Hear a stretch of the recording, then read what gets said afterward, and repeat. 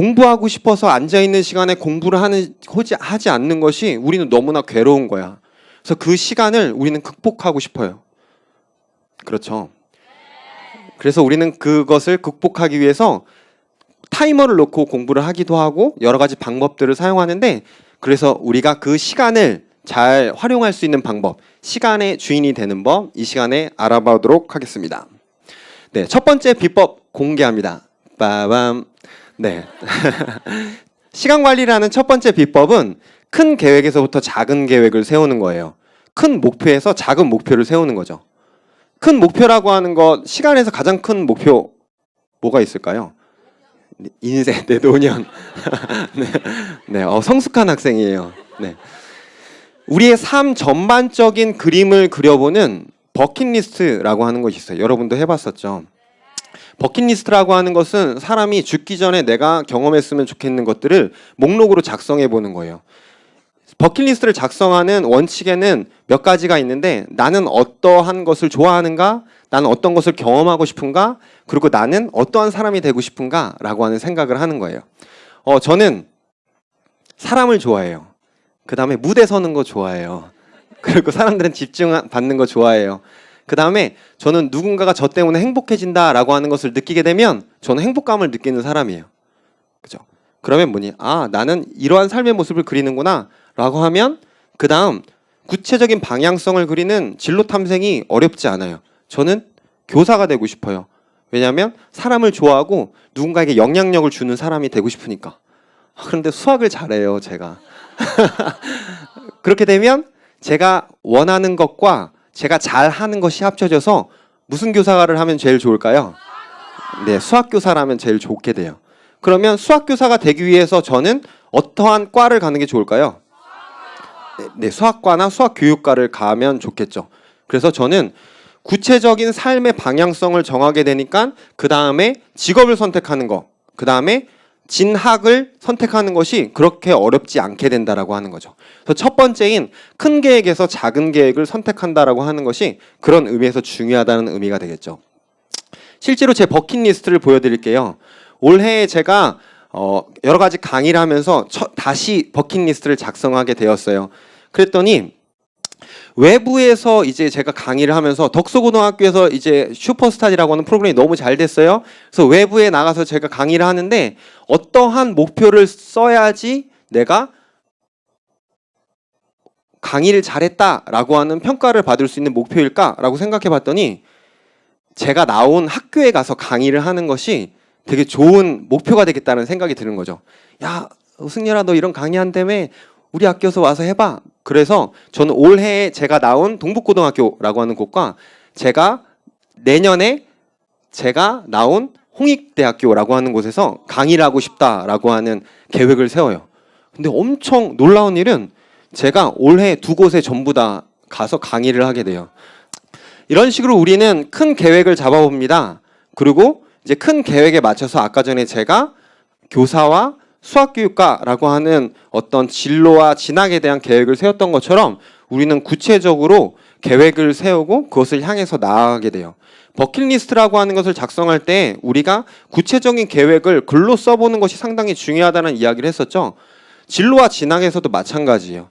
여러분들이 나는 어떤 직업을 갖고 싶다라고 하는 추상적인 생각을 갖고 있는 것도 중요하지만 실질적으로 내가 어떤 직업을 갖고 싶은지 커리어넷이나 워크넷 같은 인터넷에서 혹은 인터넷에서 검색하면 여러분들 직업에 대해서 정말 많은 부분을 알 수가 있어요. 그럼 그 부분에 대해서 검색해서 실제로 적어보는 것. 그 다음에 희망학과라고 하는 것들도 여러분들이 대학 홈페이지에 들어가면 입학처에서 실질적으로 어떤 커리큘럼으로 어떻게 공부할 수 있는지라고 하는 것을 여러분들이 찾아볼 수가 있어요. 그리고 여러분들은 고등학생이니까 하나의 더 팁을 드리면 희망학과를 조사하는 것도 중요하지만 더 중요한 포인트 중에 하나가 여러분들이 어떤 전형으로 대학을 갈 것인가 라고 하는 거에 대해 생각해 보는 게 중요한 포인트예요. 왜냐하면 우리는 각자 잘하는 게 너무나 달라요. 내신을 잘하는 친구 있고 수능이 맞는 친구 있고 논술이 맞는 친구 있고 적성고사가 맞는 친구가 있어요. 수시 중심으로 가려고 할 때도 학생부 교과 전형으로 갈 것인지 학생부 종합 전형으로 갈 것인지에 대한 분석이 필요한 거예요. 나를 알아야지 가능한 일이겠죠. 여기서 이야기한 여러 가지 이야기처럼 여러분들이 어떤 것에 계획을 세운다라고 하는 것은 실질적으로 여러분 하얀 백지 같은 여러분의 마음 가운데 실질적으로 적는 게 너무 중요한 거예요. 한번 이렇게 적어볼까요? 적어봐.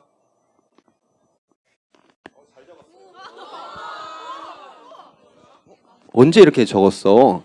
그 다음에 이것들을 우리 어떻게 하면 될까요? 실질적으로 실천하고 계획하고 실천하게 되면 여러분들의 꿈이 이렇게 이루어져요. 별거 아니네요. 네. 네, 이런 식으로 여러분들이 지금 두 번째 팁이에요. 첫 번째 팁 속에 들어있는 두 번째 팁. 여러분들이 꿈이 있다면 그것을 실질적으로 글로 적어보는 거 상당히 중요한 포인트가 되겠습니다. 알겠나요? 네, 세 번째입니다. 네, 여러분들이 큰 계획을 세웠다면 이제는 실질적으로 뭐 해야 되겠어요? 네, 실천해야 되고 공부해야 될 거예요. 그러면 여러분들이 공부를 할 때 시간 계획을 세워서 공부하려고 하는데 생각보다 잘 되지 않아요. 그래서 선생님이 이제 21일간의 기적이라고 하는 프로그램을 진행하죠. 시험 3주 전에. 3주 전에 하는 이유가 있어요. 그건 21일간의 법칙이라고 하는 것이 있기 때문이거든요. 어떤 생각이 되뇌 피질에서 뇌관까지 가는데 걸리는 최소한의 시간인 거예요. 어떤 행동이라고 하는 것이 실질적으로 습관이 될 때까지 걸리는 시간을 이야기하는 거예요. 여러분들이 그 시간을 잘 버텨내야 돼요. 3주 동안 뭔가 그것을 버티지 못한다면 여러분들은 다시 처음으로 돌아가는 거예요. 아, 나 공부해야 되는데 라고 하는 마음으로. 그래서 여기 나와 있는 아까 전에 우리가 봤었던 구체적인 목표를 적는 것.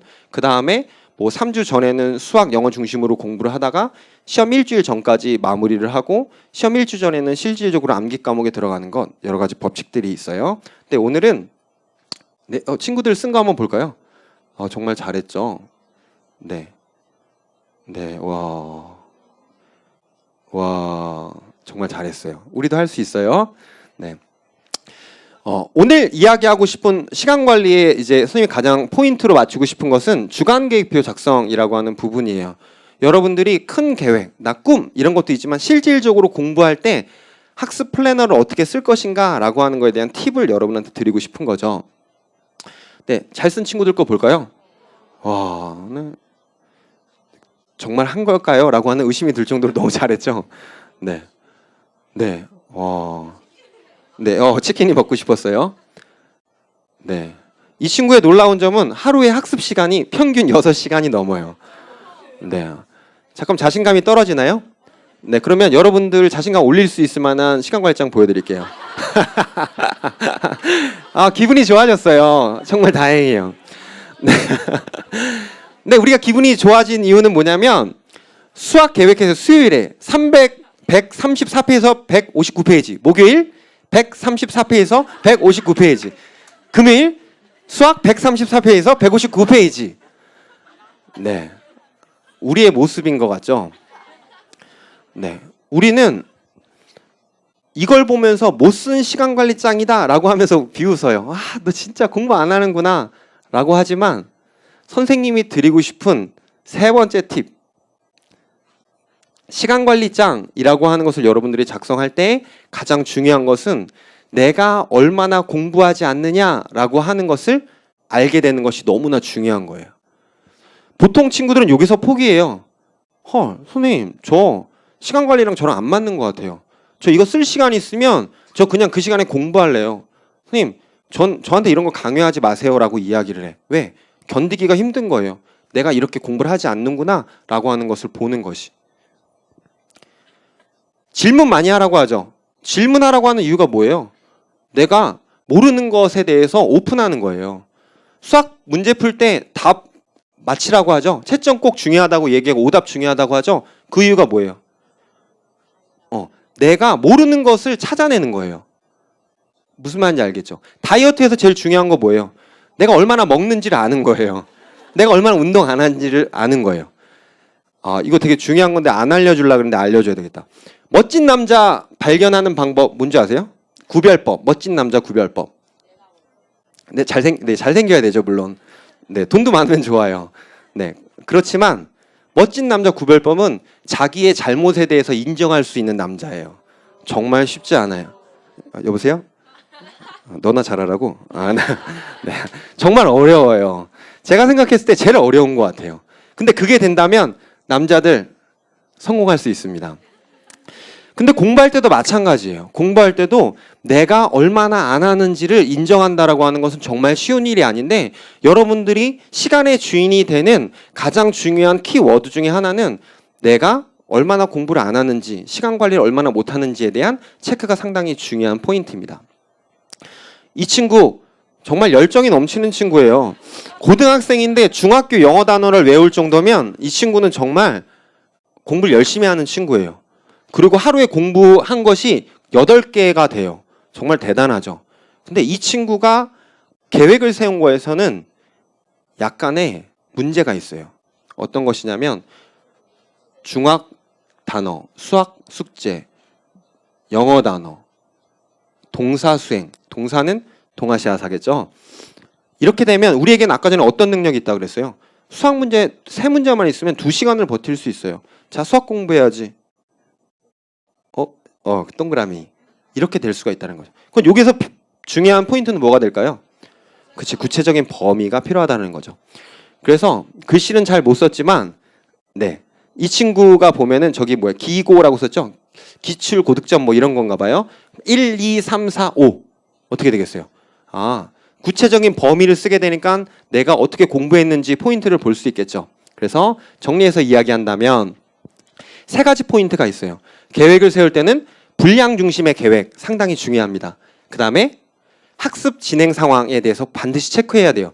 내가 공부를 했는지 하지 않았는지에 대해서. 3번째, 선생님이 밀고 있는 중요한 포인트인데요. 같은 과목을 같은 줄에 작성하는 것. 그래서 내가 일주일 동안 공부한 양이 얼마나 되는지에 대해서 확인할 수 있는 것이 너무나 중요한 포인트가 되게 되겠습니다. 이해가 되나요? 네.